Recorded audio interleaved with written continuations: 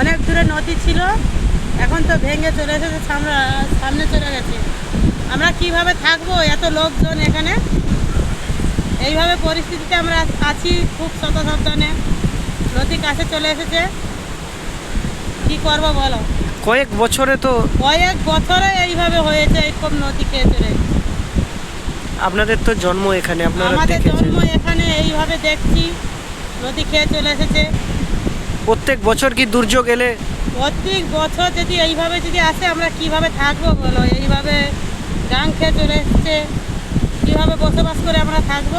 নমস্কার, যুবশক্তি বাংলায় আমি দৈপায়ন। বঙ্গোপসাগরের ভয়াবহ নিম্নচাপ ও অমাবস্যার ভরা কোটালের জেরে ফের ভয়াবহ ভাঙন দেখা গিয়েছে দক্ষিণ 24 পরগনার গঙ্গাসাগরে। জানা গিয়েছে পবিত্র তীর্থক্ষেত্র কপিল মুনির আশ্রমের সামনে সমুদ্র সৈকত ভেঙে তছনছ হয়ে গিয়েছে। প্রশাসন সূত্রে জানা গিয়েছে যে এই ভাঙনের জেরে 1 নম্বর ঘাট থেকে 5 নম্বর ঘাট স্নানঘাট অবধি পুরো ভেঙে তছনছ হয়ে গিয়েছে।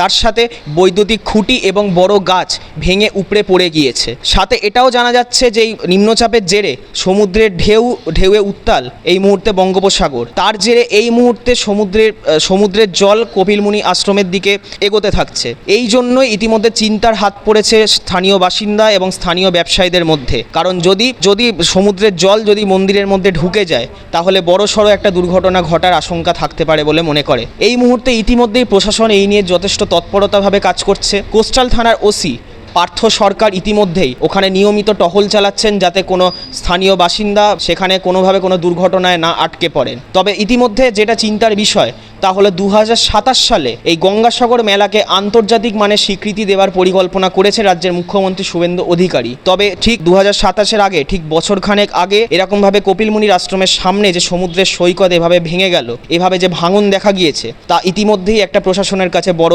চ্যালেঞ্জের বিষয় হয়ে দাঁড়িয়েছে বলে মনে করা হচ্ছে। যুবশক্তি বাংলা, কলকাতা।